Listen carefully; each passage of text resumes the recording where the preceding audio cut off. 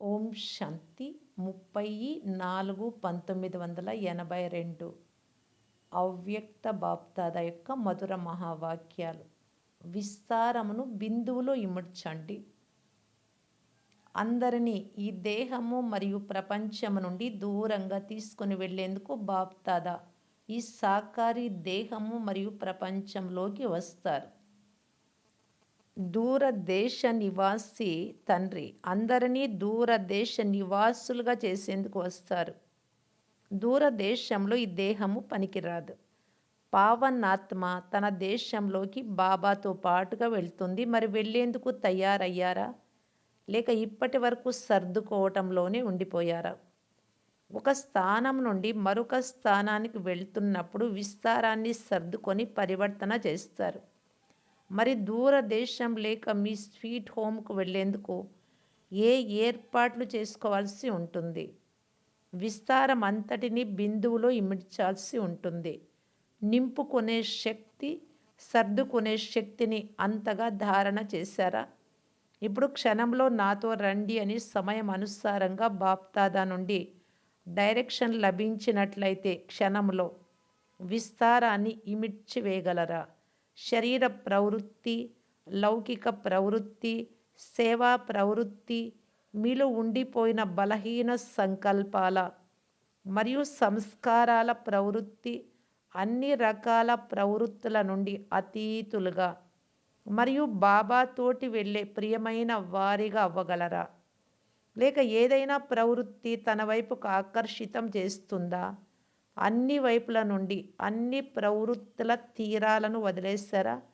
లేక ఏదైనా తీరం అల్పకాలికమైన ఆధారంగా అయ్యి బాబా ఆధారం నుండి లేక తోడు నుండి దూరం చేస్తుందా? వెళ్ళాలి అని సంకల్పం చేసినట్లయితే, ఇప్పుడు వెళ్ళాలి అని డైరెక్షన్ లభించినట్లయితే డబల్ లైట్గా అయ్యి ఎగిరే ఆసనంలో స్థితులై ఎగరగలరా? అటువంటి ఏర్పాట్లు ఉన్నాయా? లేకపోతే ఇప్పుడు ఇది చెయ్యాలి, అది చెయ్యాలి అని ఆలోచిస్తారా? సర్దుకునే శక్తిని ఇప్పుడు కార్యంలోకి తీసుకురాగలరా? లేక నా సేవ, నా సెంటరు, నా స్టూడెంట్సు, నా లౌకిక పరివారం లేక లౌకిక కార్యం, ఈ విస్తారం అయితే గుర్తుకు రాదు కదా, ఈ సంకల్పం అయితే రాదు కదా. ఇప్పుడు ఇటువంటి ఆలోచనలు చెయ్యాలి. అప్పుడు మళ్ళీ తిరిగి వెళ్తారు అని మీరు ఒక డ్రామాను చూపిస్తారు. ఇలా డ్రామాలోలా తోడుగా వెళ్ళే సీటును పొందే అధికారం నుండి వంచితులుగా అయితే ఉండిపోరు కదా. ఇప్పుడైతే చాలా ఎక్కువ విస్తారంలోకి వెళ్తున్నారు. కానీ విస్తారానికి గుర్తు ఏమిటి?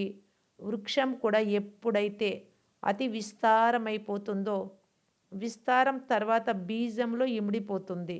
మరి ఇప్పుడు సేవ విస్తారం చాలా తీవ్ర వేగంతో పెరుగుతూ ఉంది మరియు పెరుగుతూనే ఉంటుంది. కానీ ఎంత విస్తారం వృద్ధిని పొందుతుందో అంతగా విస్తారం నుండి అతీతులు మరియు తోడుగా వెళ్ళే ప్రియమైన వారు.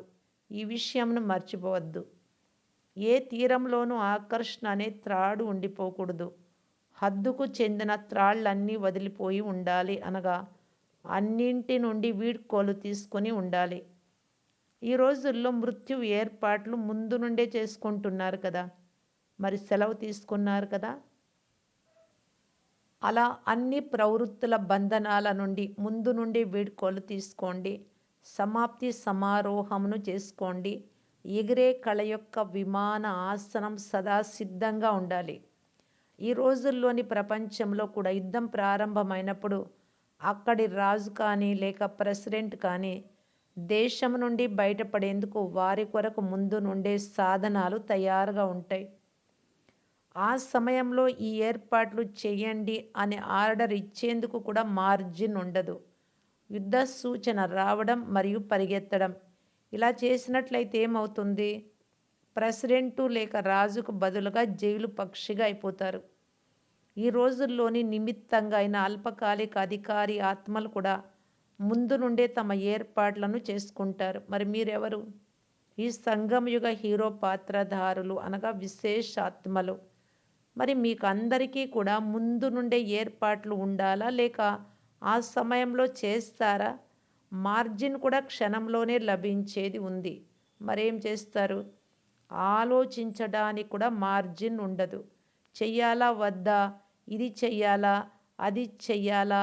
ఇలా ఆలోచించేవారు సహచరులకు బదులుగా గుంపులోని వారిగా అయిపోతారు. కనుక అంతఃవాహక స్థితి అనగా కర్మ బంధన ముక్తము, కర్మాతీతం. ఇటువంటి కర్మాతీత స్థితి యొక్క వాహనం అనగా అంతిమ వాహనం. దీని ద్వారానే క్షణంలో తోడుగా ఎగిరిపోతారు. వాహనం సిద్ధంగా ఉందా లేక సమయాన్ని లెక్కిస్తూ ఉన్నారా? ఇప్పుడు ఇది అవ్వాలి, అది అవ్వాలి, దాని తర్వాత అవుతుంది, లాస్ట్లో చేస్తాను, ఇలా అయితే ఆలోచించడం లేదు కదా. అన్ని ఏర్పాట్లను చెయ్యండి. సేవా సాధనాలను కూడా ఉపయోగించండి. క్రొత్త క్రొత్త ప్లాన్స్ కూడా తయారు చేయండి, పర్వాలేదు, కానీ తీరాలలో త్రాడును కట్టేసుకొని వదిలేయద్దు. ప్రవృత్తిలోకి వస్తూ కమలముగా అవ్వాలన్నది మర్చిపోవద్దు. తిరిగి వెళ్ళటానికి ఏర్పాట్లను మర్చిపోవద్దు. సదా మీ అంతిమ స్థితి యొక్క వాహనం అతీతంగా ఉండడం మరియు ప్రియమైన వారిగా అయ్యే శ్రేష్ఠ సాధనమును సేవా సాధనాలలో పడి మర్చిపోవద్దు. సేవ బాగా చేయండి, కానీ అతీతత్వం అనే విశేషతను వదలొద్దు. ఇప్పుడు ఈ అభ్యాసం యొక్క అవసరం చాలా ఉంది. అయితే పూర్తిగా అతీతంగా అయిపోతారు, లేదంటే పూర్తిగా ప్రియమైన వారుగా అయిపోతారు. కనుక అతీతము మరియు ప్రేమల బ్యాలెన్స్ పెట్టండి. సేవ చేయండి, కానీ నాది అనే భావన నుండి అతీతులై చేయండి. ఏం చేయాలో అర్థమైందా? ఇప్పుడు క్రొత్త క్రొత్త త్రాళ్లను కూడా తయారు చేసుకుంటూ ఉన్నారు. పాతవి వదిలిపోయాయి. తెలిసినా కూడా క్రొత్త త్రాళ్లతో ఎందుకు బంధించుకుంటున్నారు? అవి కూడా ఆకర్షణ యొక్క త్రాళ్ళు. ఎందుకంటే అవి మెరుస్తూ ఉండే త్రాళ్ళు. మరి ఈ సంవత్సరంలో ఏం చేయాలి? బాప్దాదా సాక్షిగా అయ్యి పిల్లల ఆటను చూస్తారు. త్రాళ్లతో బంధించుకునే రేసులో ఒకరికంటే మరొకరు చాలా ముందుకు వెళ్తున్నారు. కనుక విస్తారంలోకి వెళ్తూ సదా సార రూపంలో ఉండండి. వర్తమాన సమయపు సేవా రిజల్ట్లో క్వాంటిటీ చాలా బాగుంది, కానీ ఇప్పుడు ఆ క్వాంటిటీలో క్వాలిటీని నింపండి. స్థాపన కార్యంలో క్వాంటిటీ కూడా అవసరం, కానీ వృక్షముల ఆకుల విస్తారం ఎక్కువగా ఉండి ఫలాలు లేకపోతే ఇష్టపడతారా? ఆకులు కూడా ఉండాలి మరియు ఫలాలు కూడా ఉండాలా, లేక కేవలం ఆకులే ఉండాలా? ఆకులు వృక్షానికి అలంకారం మరియు ఫలాలు సదాకాలపు జీవితానికి ఆధారం. కనుక ప్రతి ఆత్మను ప్రత్యక్ష ఫలస్వరూపునిగా తయారు చేయండి, అనగా విశేష గుణాల శక్తుల అనుభవీ మూర్తులుగా తయారు చేయండి. వృద్ధి బాగుంది, కానీ విఘ్న వినాశకులు శక్తిశాలి ఆత్మగా ఈ విధిని నేర్పించేందుకు విశేష అటెన్షన్ ఇవ్వండి. వృద్ధితో పాటు విధిని నేర్పించేందుకు సిద్ధి స్వరూపులుగా తయారు చేసేందుకు కూడా విశేష అటెన్షన్. స్నేహిలు సహయోగులుగా యథాశక్తి అయ్యేదే ఉంది, కానీ శక్తిశాలి ఆత్మ వీరు విఘ్నాలను పాత సంస్కారాలను ఎదిరించి మహావీరులుగా అవ్వాలి. దీనిపై ఇంకా విశేషమైన అటెన్షన్. స్వరాజ్య అధికారుల నుండి విశ్వరాజ్య అధికారులు ఇటువంటి వారసత్వ క్వాలిటీ కలిగిన వారిని పెంచండి. సేవాదారులుగా చాలామంది అయ్యారు, కానీ సర్వశక్తులు కల ఇటువంటి విశేషత సంపన్నాత్మలను విశ్వ స్టేజ్ పైకి తీసుకురండి. ఈ సంవత్సరం ప్రతి ఆత్మ పట్ల విశేష అనుభవీ మూర్తులుగా అయ్యి విశేష అనుభవాల గనిగా అయ్యి అనుభవీ మూర్తులుగా తయారు చేసే మహాదానం చేయండి. దీని ద్వారా ప్రతి ఆత్మ అనుభవము ఆధారంతో అంగద సమానంగా అయిపోతుంది. నడుస్తున్నారు, చేస్తున్నారు, వింటున్నారు, వినిపిస్తున్నారు, ఇలా కాదు, కానీ అనుభవాల ఖజానాను పొందాము. ఇటువంటి పాటను పాడుకుంటూ సంతోషపు ఊయలలో ఊగుతూ ఉండండి.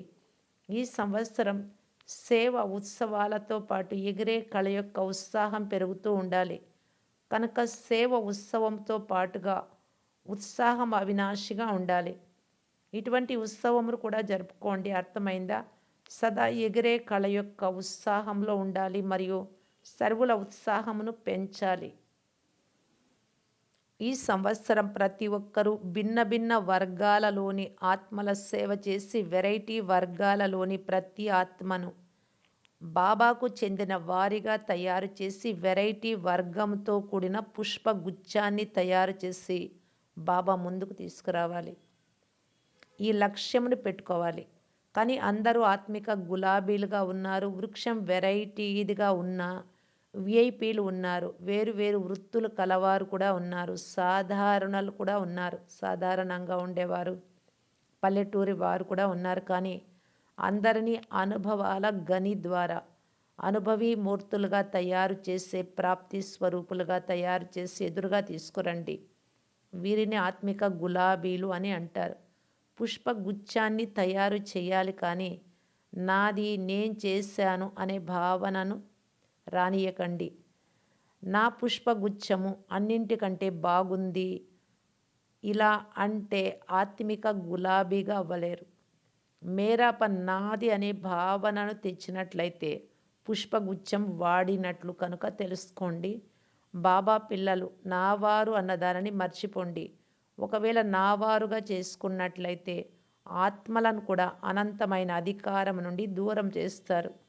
ఆత్మ ఎంత గొప్పదైనా కానీ సర్వజ్ఞమునైతే అనరు. సర్వజ్ఞము అని అంటారా? అన్నీ తెలిసిన వారు అని. సాగరము అని కూడా అనరు. కనుక ఏ ఆత్మను కూడా అనంతమైన వారసత్వం నుండి వంచితులుగా చేయకూడదు. లేదు అంటే ఆత్మలే ముందు ముందు మమ్మల్ని ఎందుకు వంచితులుగా చేశారు అని ఫిర్యాదు కూడా చేస్తారు. వారి దుఃఖాన్ని ఆ సమయంలో సహించలేకపోతారు. దుఃఖమయ మనస్సుతో అంతగా ఏడుస్తారు. కనుక ఈ విశేష విషయాన్ని విశేషమైన అటెన్షన్తో తెలుసుకోవాలి. విశేష సేవ ఎంతైనా చేయండి. తనువు శక్తి, మనసు శక్తి, ధనశక్తి, సహయోగంనిచ్చే శక్తి, ఏ శక్తులు ఉన్నా సమయందు కూడా శక్తి, వీటన్నింటినీ సమర్థ కార్యంలో పెట్టండి. ముందు గురించి ఆలోచించకండి. ఎంత పెడితే అంత జమ అవుతుంది. మరేం చేయాలో అర్థమైందా? సర్వశక్తులను పెట్టండి. స్వయాన్ని సదా ఎగిరే కళలో ఎగిరింప చేయండి. మరియు ఇతరులను కూడా ఎగిరే కళలోకి తీసుకురండి. ఉత్సాహానికి చెందిన స్లోగన్స్ కూడా స్లోగన్ లభించింది కదా, ఉత్సాహానికి చెందినటువంటిది. ఈ సంవత్సరం డబల్ ఉత్సవమును జరుపుకోవాలి. మరియు ఆత్మిక ఆత్మలతో కూడిన పుష్పగుచ్ఛమును ప్రతి ఒక్కరూ తయారు చేయాలి. ఈరోజు వచ్చిన వారు కూడా వెరైటీ పుష్పగుచ్ఛమే, నలువైపుల నుండి వచ్చారు. దేశ విదేశాలకు చెందిన వెరైటీ పుష్పగుచ్ఛం అయింది కదా. డబల్ విదేశీయులు కూడా చివరి సమయంలో భాగాన్ని తీసుకున్నారు. వచ్చినందుకు బాప్దాదా కూడా అభినందనలను ఇస్తారు. అభినందన కూడా అందరికీ లభించింది కనుక కలవడం అయిపోయింది కదా. అందరూ కలిశారు, అభినందనలను తీసుకున్నారు. ఇంకేం మిగిలి ఉంది? టోలీ. మరి అందరూ లైన్లో రావాలి, టోలీ తీసుకొని వెళ్ళాలి. అటువంటి సమయం వచ్చేది ఉంది. ఇంత పెద్ద హాలును తయారు చేస్తున్నప్పుడు అప్పటి పరిస్థితి ఎలా ఉంటుందో చెప్పండి. ఎప్పుడు ఒకే పద్ధతిలో అయితే నడవదు కదా. బాబా ఈరోజు చెప్పారు, సపరేట్గా కూడా కలిశారు స్టేజ్ పైన. తర్వాత ఒక్కొక్కరికి టోలీ ఇచ్చారు, దృష్టి ఇచ్చారు. ఇలాంటిది ఓం శాంతి భవన్లో ఉండేది. డైమండ్ హాల్లో మార్పు అయిపోయింది. లేదు, జనం ఎక్కువ అయిపోయారు కదా. ఈసారి విశేషంగా భారత్వాసి పిల్లల ఫిర్యాదుని పూర్తి చేశారు. ప్రతి సీజన్కు దాని దాని పద్ధతులు, వ్యవహారాలు ఉంటాయి. రాబోయే సంవత్సరంలో ఏమవుతుందో అప్పుడు చూడండి. ఇప్పుడే చెప్పినట్లయితే ఇక మజా రాదు. అందరూ పుష్పగుచ్చాల సహితంగా వస్తారు కదా. క్వాలిటీని తయారు చేసుకొని రావాలి. ఎందుకంటే క్వాలిటీ సహితమైన క్వాలిటీ టీముకే నంబర్ లభిస్తుంది. మామూలుగా అయితే గుంపును తయారు చేయడంలో నేతలు కూడా చాలా తెలివిగా ఉంటారు. క్వాంటిటీ ఉండాలి కానీ అది క్వాలిటీ సహితంగా ఉండాలి. అటువంటి పుష్పగుచ్చాన్ని తీసుకురావాలి. కేవలం ఆకులతో కూడినంటే ప్రజలు ఉండేటటువంటి పుష్పగుచ్చాన్ని మాత్రమే తీసుకురావద్దు. అచ్చా, ఇలా సదా అంతిమ వాహనమునకు ఎవరు రెడీలు? సర్వాత్మలను అనుభవీలుగా తయారు చేసే మహాదానులు, సదా వరదాతలు, విధాతలు, అనంతమైన తండ్రి నుండి అనంతమైన వారసత్వం నిప్పించేందుకు నిమిత్తంగా అయిన ఆత్మలు, సదా సేవాధారులతో పాటుగా శక్తిశాలి ఆత్మలుగా తయారు చేసేవారు, వృద్ధితో పాటు విధిపూర్వక ప్రాప్తుల సిద్ధిని ప్రాప్తి చేసుకునేవారు. అలా బాబా సమానమైన సేవ చేస్తూ, సేవలో అతీతము మరియు బాబాతో వెళ్ళే ప్రియమైన వారు అయిన ఇటువంటి సమీప మరియు సమానాత్మలకు బాప్తాదాల ప్రియ స్మృతులు మరియు నమస్తే. సేవాదారులతో ఆత్మలకు బాబా పరిచయాన్ని ఇచ్చి బాబా వారసత్వానికి అధికారులుగా తయారు చేసేందుకు నిమిత్తమైన సేవాదారులు ఒక రకం. మరొక రకం వారు యజ్ఞ సేవాదారులు. మరి ఈ సమయంలో మీరందరూ యజ్ఞ సేవ యొక్క పాత్రను అభినయించేవారు. యజ్ఞ సేవ యొక్క మహత్వం ఎంత పెద్దది, దీనిని గురించి మీకు బాగా తెలుసు. యజ్ఞంలో ఒక్కొక్క పైసాకు ఎంత మహత్వం ఉంది. ఒక్కొక్క పైసా ఒక్కొక్క బంగారు నాణెంతో సమానం. ఒకవేళ ఎవరైనా పైసా అంతా సేవ చేసినా బంగారు నాణేలతో సమానమైన సంపాదన జమ అయిపోతుంది. కనుక సేవ చేయలేదు కానీ జమ చేసుకున్నారు. సేవాదారులకు వర్తమాన సమయంలో ఒకటేమో మధుబన్ వరదాని భూమిలో ఉండే అవకాశం అనే భాగ్యం లభించింది. 2 సదా శ్రేష్ఠ వాతావరణం యొక్క భాగ్యం. 3 సదా సంపాదనను జమ చేసుకునే భాగ్యం. మరి ఎన్ని రకాలైన భాగ్యాలు సేవాదారులకు స్వతహాగానే ప్రాప్తిస్తాయి. మేము ఇంత భాగ్యవంతులమైన సేవాధారి ఆత్మలము అని భావించి సేవ చేస్తున్నారా? ఇంత ఆత్మిక నశ స్మృతిలో ఉంటుందా, లేక సేవ చేస్తూ చేస్తూ మర్చిపోతారా? సేవాదారులు తమ శ్రేష్ఠ భాగ్యము ద్వారా ఇతరులకు కూడా ఉత్సాహ ఉల్లాసాలను ఇప్పించేందుకు నిమిత్తులుగా అవ్వచ్చు. సేవాదారులందరూ ఎంత సమయము ఏ సేవలో ఉన్నా కానీ నిర్విఘ్నులుగా ఉండాలి. మనస్సులో కూడా విఘ్నం రాకూడదు. ఏ విధమైన విఘ్నము లేక అలజడి ఎప్పుడూ రాకూడదు. ఇటువంటి వారినే సేవలో సఫలతామూర్తులని అంటారు. ఎలాంటి సంస్కారాలు కానీ, ఎలాంటి పరిస్థితులు కానీ, క్రింద పైన చేస్తున్నా కానీ, ఎవరైతే సదా బాబా జతలోనే ఉంటారో, తోడుగా ఫాలో ఫాదర్ చేస్తారో, సదా సీ ఫాదర్ కంటే బాబానే చూస్తూ ఉంటారు. అటువంటి వారు సదా నిర్విఘ్నులుగా ఉంటారు. ఒకవేళ ఎక్కడైనా ఏ ఆత్మనైనా చూసినా, ఆత్మలను ఫాలో చేసిన అలజడిలోకి వచ్చేస్తారు. కనుక సేవాదారులు సేవలో సఫలతను పొందేందుకు ఆధారం సీ ఫాదర్ లేక ఫాలో ఫాదర్. బాబాను చూడండి లేక బాబాను అనుసరించండి. మరి అందరూ సత్యమైన మనస్సుతో సేవ చేశారు కదా. సేవ చేస్తున్నప్పుడు స్మృతి చార్ట్ ఎలా ఉండింది? అచ్చా, మీ శ్రేష్ఠ భాగ్యాన్ని తయారు చేసుకున్నారు. రిజల్ట్ మంచిగా ఉంది. యజ్ఞ సేవ అవకాశం లభించిన పెద్ద భాగ్యవంతులైన ఆత్మలు మీ స్మృతి చిహ్నం ఉండేటట్లుగా అటువంటి కర్తవ్యాన్ని చేసి వెళ్ళండి. మరలా ఎప్పుడైనా అవసరం ఉన్నప్పుడు పిలిపించడం జరుగుతుంది. అలసిపోని వారుగయ్యి ఎవరైతే సేవ చేస్తారో వారికి వర్తమానము మరియు భవిష్యత్తు రెండింటిలో జమ అయిపోతుంది. అందరూ తమ తమ పాత్రను చాలా మంచిగా అభినయించారు. ఓం శాంతి.